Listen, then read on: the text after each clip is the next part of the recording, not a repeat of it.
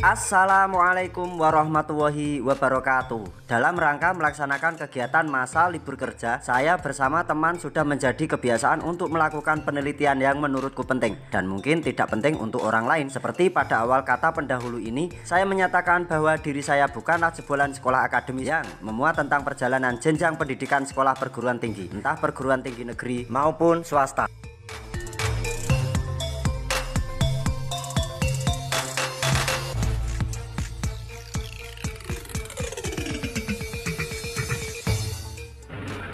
Di sini saya tidak akan membahas tentang sejarah atau sepak terjang kedua tokoh yang akan disebutkan. Untuk pokok bahasan pertama, tentang konsep bangunan pagar yang mengelilingi komplek pemakaman Sultan Hadirin dan Ratu Kalinyamat. Yang kedua, bahasan berikutnya mengenai tata letak makam antara Sultan Hadirin dan Ratu Kalinyamat. Dan di sini, saya akan membahas langgamisan kedua tokoh tersebut.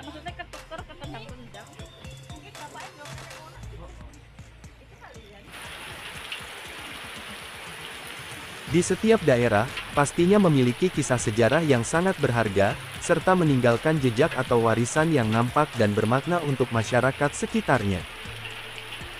Sehingga, warga masyarakat mampu mengenang, melindungi, dan melestarikan objek-objek tersebut. Sebagai acuan untuk pembelajaran hidup yang pernah berjalan, yang dianggap sebagai pesan moral yang pernah diciptakan. Saya tertarik untuk mengulas komplek pemakaman yang berada di belakang Masjid Kasepuhan Astana Sultan Hadirin. Berada di Desa Mantingan, Kecamatan Tahunan, Kabupaten Jepara. Sebuah komplek pemakaman tokoh yang berpengaruh di masanya. Kabupaten Jepara adalah sebuah wilayah kabupaten yang terletak di Provinsi Jawa Tengah. Kabupaten ini berbatasan langsung dengan Laut Jawa, di bagian barat dan utara. Kabupaten Pati dan Kabupaten Kudus di bagian timur. Serta Kabupaten Demak berada di bagian sisi selatan. Wilayah Kabupaten Jepara juga meliputi Karimun Jawa, yang berada di Laut Jawa. Di Kabupaten Jepara, memang memiliki jejak-jejak sejarah mulai dari peradaban Hindu-Buddha, peradaban Islam, masa kolonial, dan masa perang kemerdekaan Indonesia. Keseluruhan itu, telah membuka mata untuk mengkaji dan mempelajari jejak sejarah di setiap wilayah.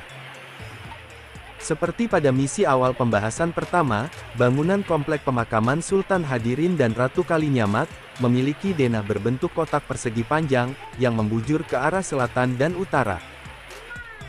Komplek pemakaman tersebut memiliki 5 teras dengan berbentuk punden berundak. Teras pertama memiliki gapura dengan konsep bangunan kolonial Hindia Belanda, ciri khas bangunan Eropa dengan bentuk kubah melengkung ke atas. Memiliki inskripsi bertuliskan 2 kalimat syahadat berbahasa dan bertuliskan Arab. Penampilan pada gapura yang dari luar, memberikan informasi dengan salah satu bacaan, yang disebut dengan syahadat tauhid. Untuk penampil yang berada di balik gapura bagian dalam, memberikan informasi dengan bacaan syahadat Rasul. Sedangkan untuk bagian teras yang kedua, terdapat bangunan gapura tanpa kubah melengkung di bagian atas. Hanya 2 gapura yang berada di sisi kanan dan sisi kiri pintu masuk menuju komplek makam. Masih menggunakan bentuk arsitek gaya Eropa. Sedangkan teras ketiga, tidak terdapat bangunan gapura sama sekali, seperti halnya teras bagian pertama, kedua, keempat dan kelima.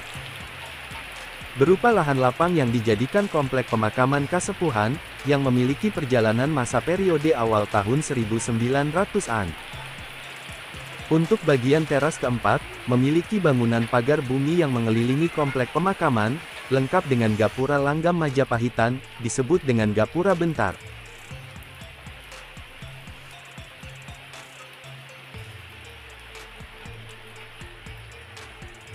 Yang mengadopsi bangunan peradaban Hindu-Buddha periode Majapahit. Bangunan gapura tersebut memiliki bentuk dari konstruksi gapura ringin lawang, yang berada di wilayah Kabupaten Mojokerto, Jawa Timur. Sehingga, konstruksi bangunannya telah diadopsi oleh bangunan-bangunan gapura peradaban Muslim di berbagai wilayah. Terutama bangunan gapura di komplek pemakaman yang telah disepuhkan. Konstruksi bangunan gapura bentar, yang mengadopsi dari peradaban pra-Islam seperti, gapura-gapura yang berada di Komplek Makam Sunan Kudus.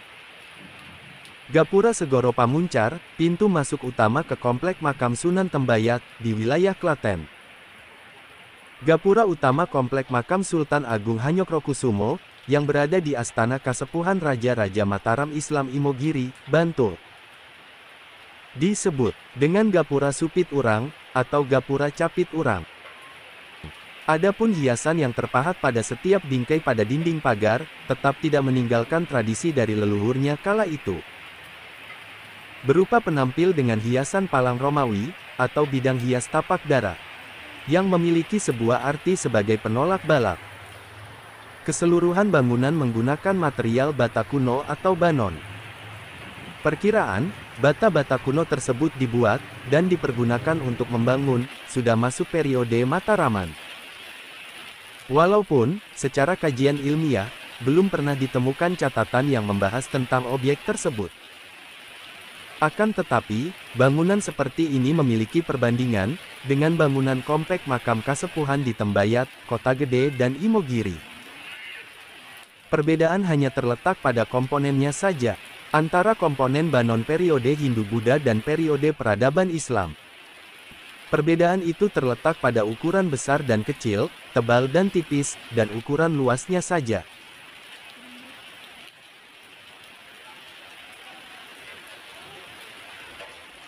Di luar pagar yang mengelilingi komplek pemakaman keempat, tepatnya berada di samping sisi kanan dan kiri pintu masuk, terdapat pemakaman kasepuhan, yang sesuai dengan periode atau masanya, yaitu periode abad ke-19 awal, dengan tipologi nisan langgam pantura berbentuk gada, dan tipologi nisan dengan langgam adipati unus atau nisan sedayu, tahun 1800-an awal. Keberadaan objek tersebut di sisi barat teras keempat.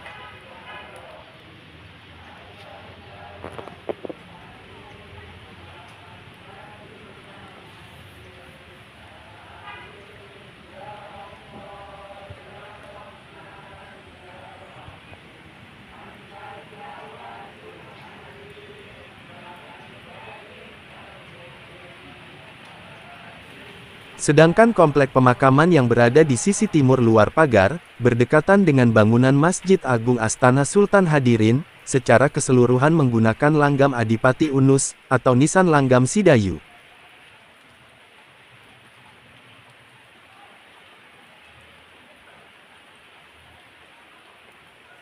Untuk bagian dalam pagar bumi atau teras keempat, terdapat komplek makam kasepuhan dengan periode Mataram Islam Amangkurat, yang didominasi nisan-nisan dengan langgam Adipati Unus atau nisan-nisan sedayu periode abad ke-18 atau tahun 1700-an awal.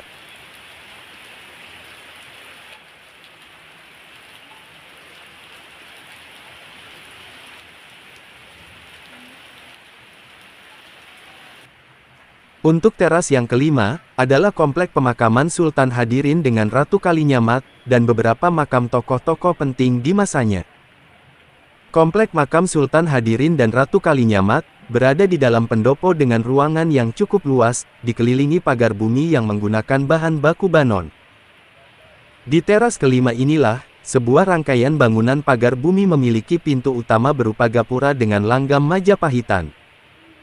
Untuk sebutan dari bangunan tersebut adalah, bangunan gapura paduraksa yang lengkap dengan panel kusen dan daun pintu yang berbahan baku dari kayu.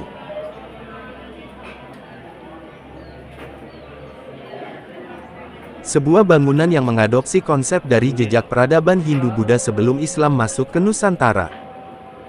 Konstruksi bangunan gapura pra-Islam, yang diadopsi dari bentuknya, untuk diterapkan pada bangunan gapura komplek makam Sultan Hadirin dan Ratu Kalinyamat seperti.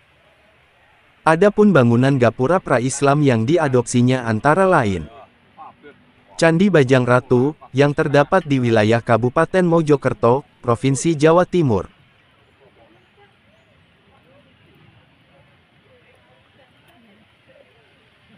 Gapura Belahan 2, atau Gapura Lanang dan Gapura Wadon, Desa Wonosunyo, Kecamatan Gempol, Kabupaten Pasuruan, Provinsi Jawa Timur. Gapura Paduraksa dengan sebutan Candi Jedong, Desa Wotanmas Jedong, Kecamatan Ngoro, Kabupaten Mojokerto, Provinsi Jawa Timur. Gapura Paduraksa dengan sebutan Gapura Arya Penangsang, bangunan masa peralihan atau masa transisi, yang berada di Komplek Pemakaman Sunan Kudus, Gang Pejaten, Kauman, Kecamatan Kota Kudus, Kabupaten Kudus, Provinsi Jawa Tengah. Gapura pertama dari Komplek Makam Raja-Raja Mataram di Kota Gede, Yogyakarta.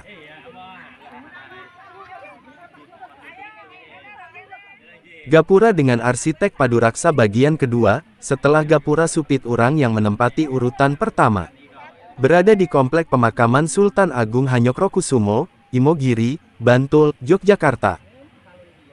Gapura Paduraksa dengan sebutan Gapura Pangrantunan, berada di Komplek Makam Kasepuhan Sunan Tembayat, Desa Paseban, Kecamatan Bayat, Kabupaten Klaten. Untuk bahan konstruksi bangunan tersebut masih sama dengan pagar bumi yang mengelilingi komplek makam di teras yang keempat. Menggunakan banon periode Mataraman, dengan bidang hias sebagai penampilnya, berupa bunga ceplok piring dan palang Romawi, atau pahatan tapak dara.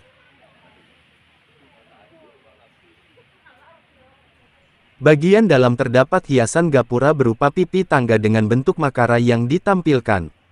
Seperti pipi tangga bangunan candi berupa tunas pakis atau rumah siput.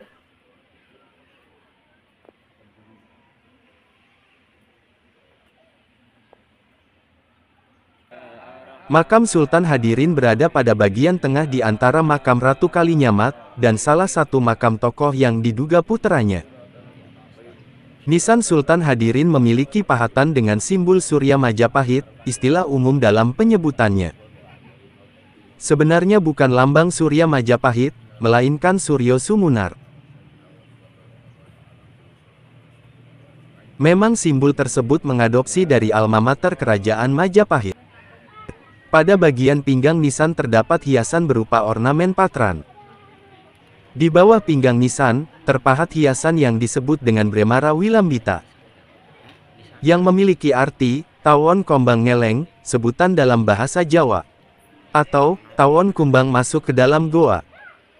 Memiliki arti, dengan nasab keilmuan yang tinggi setara sebutannya untuk kaum Brahmana atau Brahmono, pendeta atau pandito, ulama atau ngulama. Dan setiap perkataan dijabarkan sebagai sabdo pandito ratu. Yang artinya, setiap ucapan, atau setiap perkataan guru adalah perintah ratu atau raja. Dengan pahatan tumbuh-tumbuhan berupa daun waru yang memiliki bingkai. Daun waru dengan sebutan weru, dengan peralihan kalimat wuruh, dalam sebutan bahasa Jawa. Seorang tokoh yang memiliki kaweruh, atau kelebihan dalam bidang ilmu agama dan ilmu tatanan pemerintahan. Untuk pahatan nisan Ratu Kalinyamat, dan nisan yang diduga puteranya, sama-sama memiliki simbol yang sama. Berbeda dengan simbol nisan Sultan Hadirin. Kedua nisan tersebut memiliki simbol dengan pahatan bulan sempurna, atau pahatan Purnama Sidi, yang dijadikan bingkai dua kalimat dengan tulisan dan berbahasa Arab. Yang memberikan keterangan bahwa, tulisan tersebut terbaca dua kalimat syahadat. Syahadat Tauhid dan Syahadat Rasul. Sama-sama memiliki pahatan berupa patran, yang terdapat pada bagian pinggang nisan. Dan pahatan weru atau sebutan Bremara Wilambita pada bagian kaki nisannya. Secara garis besar, ketiga tokoh yang dimakamkan dalam ruangan cungkup makam, memiliki kesamaan di bidang nasab keilmuan, dan sebagai tokoh pemerintahan yang paling penting di masa itu.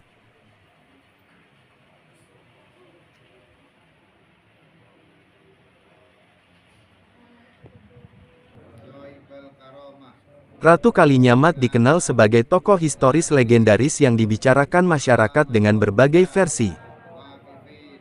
Sebab akibat dari peperangan melawan Arya Penangsang, di Jepara juga terdapat toponim, nama sebuah desa yang berhubungan dengan dicederainya Pangeran Hadirin oleh prajurit Arya Penangsang hingga tewas. Di bawah pemerintahan Ratu Kalinyamat, Jepara semakin berkembang sebagai bandar perdagangan dan pelayaran. Ratu Kalinyamat tidak saja memegang peranan penting dalam politik dan pemerintahan, tetapi juga menguasai sumber-sumber ekonomi terutama hasil perdagangan dan pelayaran seberang laut. Adanya sistem komenda menyebabkan Ratu Kalinyamat sebagai penguasa Jepara yang sangat kaya. Lagi pula ia memiliki angkatan laut yang cukup kuat untuk mendukung aktivitas pelayaran dan perdagangan seberang laut.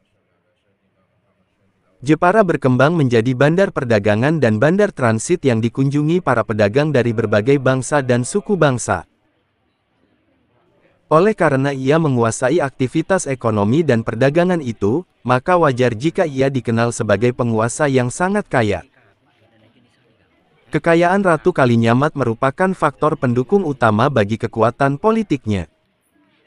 Berkat kekayaannya, ia memiliki armada angkatan laut yang kuat untuk melakukan serangan terhadap Malaka pada tahun 1551 dan 1574.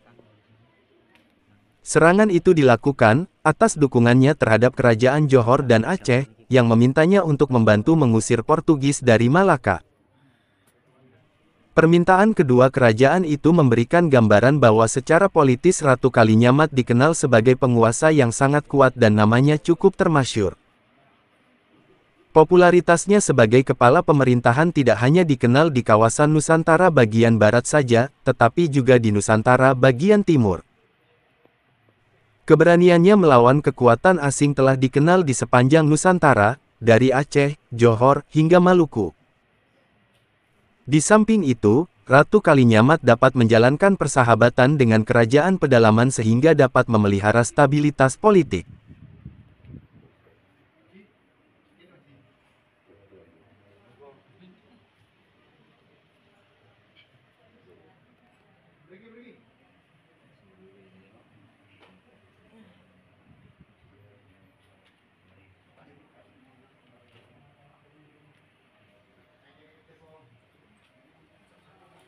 Dalam masa pemerintahannya, ia tidak mempunyai musuh.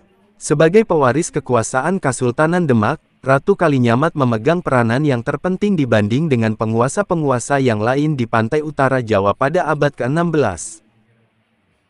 Sebagai pemersatu keluarga Kesultanan Demak, Ratu Kalinyamat mempunyai pengaruh yang cukup kuat di wilayah Banten dan Cirebon. Ia juga mampu mempertahankan konsolidasi keluarga Kesultanan Demak. Tidak berlebihan kiranya apabila Ratu Kalinyamat disebut sebagai tokoh pemimpin keluarga Kesultanan Demak dan kepala pemerintahan yang terkuat dari dinasti Demak. Hanya Jeparalah yang mampu mempertahankan eksistensi dan peranan Demak sebagai kerajaan yang bercorak maritim di pantai utara Jawa pada abad ke-16, yang memiliki kebesaran seperti pendahulunya.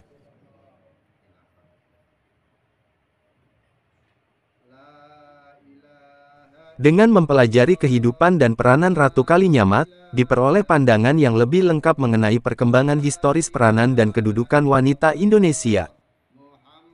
Ratu Kalinyamat menggambarkan sosok wanita yang tidak dibatasi oleh tradisi.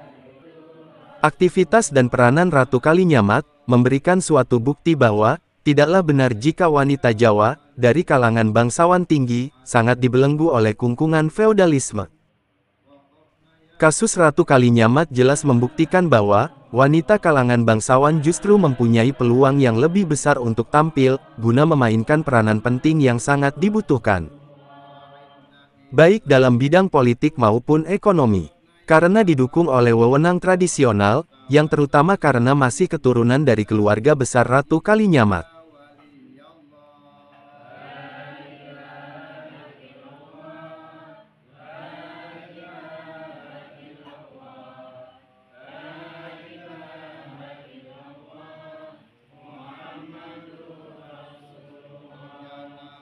Dari kutipan berbagai sumber sudah jelas menyatakan bahwa peranan Ratu Kalinyamat begitu ramai diperbincangkan dari berbagai kalangan sejarawan. Berbanding terbalik dengan Sultan Hadirin, hanya dikenal oleh kalangan banyak masyarakat dari segi nasab keilmuannya sebagai tokoh ulama dan tokoh pemerintahan. Mulai dari sinilah, kadang masyarakat luas belum tepat dalam memahami konsep pemakaman kedua tokoh tersebut. Perihal tentang ziarah dan mengenali makam tokoh yang dituju. Kebanyakan para peziarah menganggap bahwa makam Sultan Hadirin dianggap sebagai makam Ratu Kalinyamat. Bahkan sebaliknya, makam tokoh Ratu Kalinyamat dianggap sebagai makam tokoh Sultan Hadirin. Ketentuan ini hanya berdasarkan megahnya bangunan makam, indahnya dan ramainya ornamen yang terpahat pada bagian nisan dan bangunan jirat makam. Dalam konsep penataan makam, jika sang tokoh memiliki 2 orang putera dan 1 puteri, maka putera kedua akan dimakamkan di sisi sebelah paling ujung barat. Disusul makam yang berikutnya, makam putera pertamanya. Makam yang ketiga, atau makam yang berada di bagian tengah, adalah makam sang ayah. Disusul makam sang ibu, dan disusul makam anak perempuan. Jika kita amati konsep penataan makam Sultan Hadirin dan Ratu Kalinyamat masih mengikuti penataan makam pada masanya atau pepundennya yang terdahulu. Dalam pengamatan, bagian ujung atas sisi paling selatan barisan pertama, berjajar 3 makam yang ditokohkan kala itu. 2 dari ketiga makam tersebut sudah ditetapkan nama tokohnya, yaitu Sultan Hadirin dan Ratu Kalinyamat. Urutan itu jika amati dari sisi timur ke barat, ada makam tokoh Ratu Kalinyamat. Disusul makam suaminya yaitu Sultan Hadirin, yang berada di posisi paling tengah dari kedua makam. Disusul makam berikutnya, yang belum diketahui nama dan asal-usulnya. Akan tetapi, jika mengacu pada konsep pemakaman yang sudah diperjelas, seharusnya, makam yang berada di bagian ujung sisi barat, adalah makam salah satu anggota keluarga dari kedua tokoh tersebut. Dugaan sementara yang dimaksud adalah, makam putera dari Sultan Hadirin dan Ratu Kalinyamat. Untuk alasannya, tidak akan mungkin jika makam yang berada di ujung sisi barat, yang bersanding dengan makam Sultan Hadirin, bukan makam salah satu anggota dari keluarganya. Dan tidak mungkin pula, makam tokoh yang bukan anggota dari keluarga kesultanan berada di sisi barat, bahkan bersanding dengan makam sang sultan sebagai pemimpinnya. Seharusnya, untuk penempatan makam tokoh pejabat, yang notabene bukan anggota dari keluarga kesultanan, posisinya berada di bagian bawah makam Sultan Hadirin dan Ratu Kalinyamat. Atau, penempatan makam tokoh tersebut berada dalam urutan kedua setelah makam Sultan Hadirin dan Ratu Kalinyamat. Memang, banyak yang mengisahkan dan menceritakan, kabar yang beredar di kalangan masyarakat luas, Sultan Hadirin dan Ratu Kalinyamat tidak memiliki putera, untuk garis besarnya, atau tidak memiliki keturunan sama sekali. Kira-kira, makam yang berada di depan, yang bersanding dengan makam Sultan Hadirin, makam tokoh siapa, dan keluarga dari tokoh siapa? Benarkah makam tokoh yang dimaksud masih anggota dari keluarga kesultanan? Ataukah, makam tokoh yang dimaksud bukan anggota dari keluarganya? Peristiwa ini, atau keadaan ini masih diselimuti dengan misteri, dan menimbulkan suatu pertanyaan yang belum terjawab sampai saat ini. Untuk kebenarannya, memang jika dilihat dan diamati untuk pahatan nisan dan bangunan jirat makam tokoh yang dimaksud, masih satu periode dengan sepak terjang Sultan Hadirin dan Ratu Kalinyamat. Dengan pahatan atau tipologi langgam Demak, yang memberi keterangan periode 1500-an. Juga memberikan keterangan bahwa, nisan tokoh yang dimaksud berjenis kelamin laki-laki.